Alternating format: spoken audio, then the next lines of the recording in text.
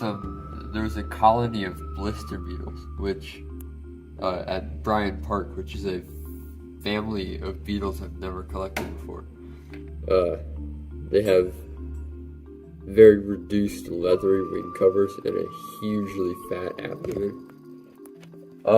They're fairly unique because they're some of the only beetles that are known to produce a chemical that can blister human skin.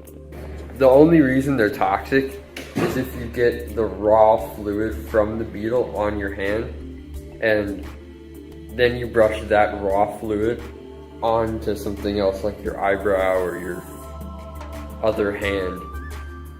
And I've not gotten any blisters from any of these, mostly because I've not handled any of them roughly enough for them to do that.